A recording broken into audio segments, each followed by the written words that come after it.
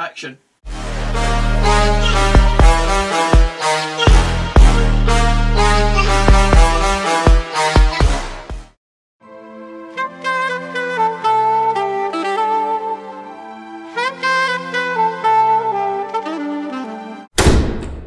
Coming up on this week's episode of Punt It Long, Good Guys FC and Fraud FC, popcorn out, bun it's on. It's amusing news time. Yet another talk sport commentator is featured on this week's show Bellend, and the usual chat about Dunfermline Athletic Football Club. Enjoy the episode. Right, so in last week's Punt It Long I put it to you guys whether Vincent Kompany should be included in Good Guys FC for obviously not only stuff on the pitch where he's been a fantastic servant to Manchester City over the last decade, but a decade to 10 years, eh? Yeah. That's a century's 100. That's decade. Glad we sorted that out. And the vote was largely in favour of Vincent Kompany being included in Good Guys FC. So, we're going to induct him into Good Guys FC today, and then also going to talk about someone that could possibly go into Fraud FC, depending on your vote once again. So here he is, Vincent Kompany in Good Guys FC. A reminder that Good Guys FC is made up of people within football that are proper top blokes. And Vincent Kompany is certainly one of them.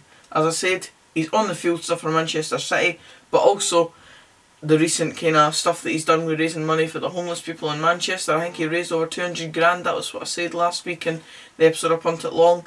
And he's been just a fantastic kind of citizen of Manchester since he's moved there. And even though he's had a bit of injury worries in the last couple of seasons, and really ever since he joined Man City, apart from maybe the first couple of years, he really has kind of come to the fore in terms of off the pitch stuff as well. And as these rules say, he is a proper top bloke. And now on to the entry of possibly going into Fraud FC. I've barely added to Fraud FC recently really, apart from I think it was Jamie Robson and Jermaine Pennant was the last person to go in it, and then I went and bought Jermaine Pennant's book. What a waste of £10 by the way. I've not even read a single word of it. But this time we're going to discuss whether Saido Berahino, the current Stoke City striker, but also he's previously been at West Brom and multiple other clubs as well, but he's had a lot of transfer fees bandied about for him, linked with teams like Spurs at one point, and I think his career's just literally been pissed down the pan. And honestly, it might seem a bit harsh because he has maybe came under the wrong sort of path in his career, but I think he is just, I don't know, I think he's just taking advantage a bit of what modern football's like and how lenient it can be at times, and I think he's now just completely fallen off the rails, and I think his footballing career is just going to the shitter really. So he is going to be the person that I'm going to put to you should he be in Fraud FC. I'll leave a vote in the top right hand corner right now, and I'll give you 5 seconds to leave your vote. Right, so hopefully you've left your vote by now. I think that he should go in, but let me know if Saido Berahino should be included in Fraud FC or no. Popcorn out, bun it's on. It's time for...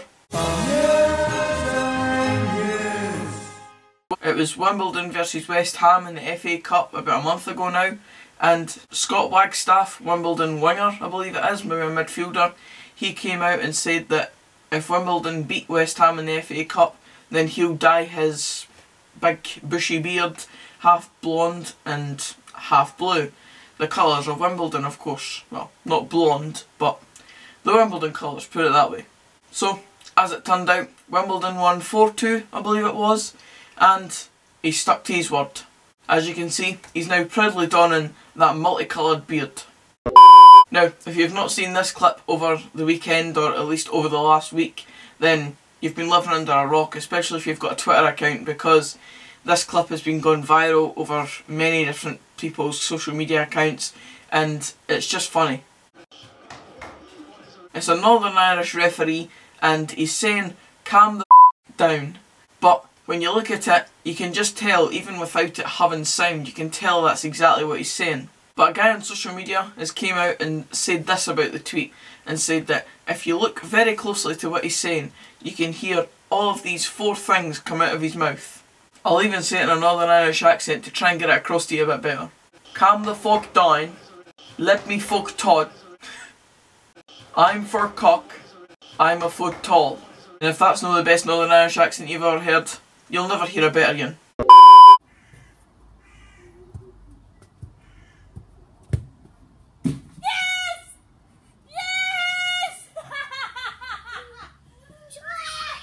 The wee lassie's delighted, the mum's delighted, and the father, wherever he was, because he comes out later in that video but I cut it short, he missed it all.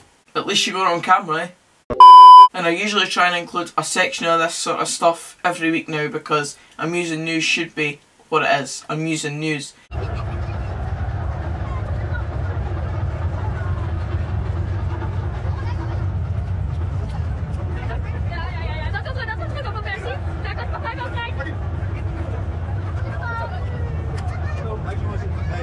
And this time it was Robin van Persie going around each of the opposition's mascots and giving them a high five or a hug or just acknowledging the fact that he knows they're there, and stuff like that can really just make their day and just make it all the better, their experience at the match and stuff like that.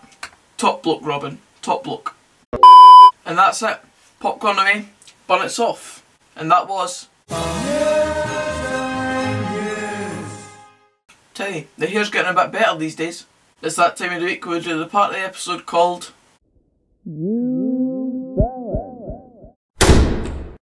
It's not such a big deal that Celtic have beaten Kilmarnock.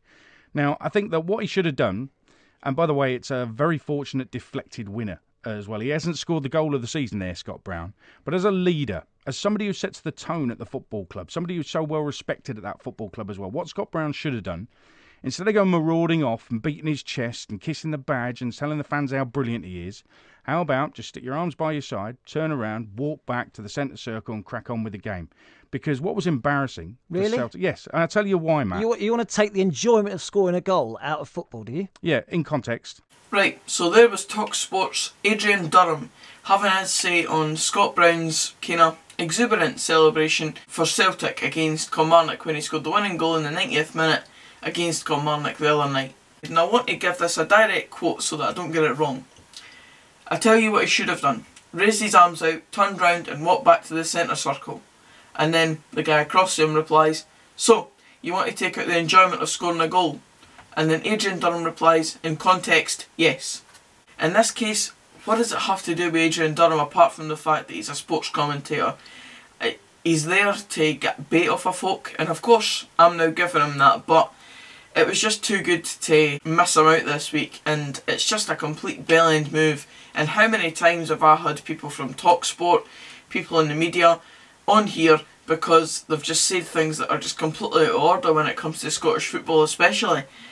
It's just baffling to me why people think that this is a good thing to kind of spread the message about Scottish football when really Scott Brown scored the last minute winner against a team that not long ago was in the title race. So he's entitled to celebrate. Come on, Adrian. Just like everyone else who's featured on this, you, sir, are a Bellend.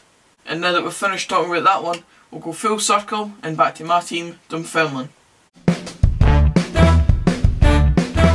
In my opinion, it's a bit of a free hit this weekend for us because Ayr United away, for all it's been a good fixture for us in recent years, we've seen what happened the first time we went there this season.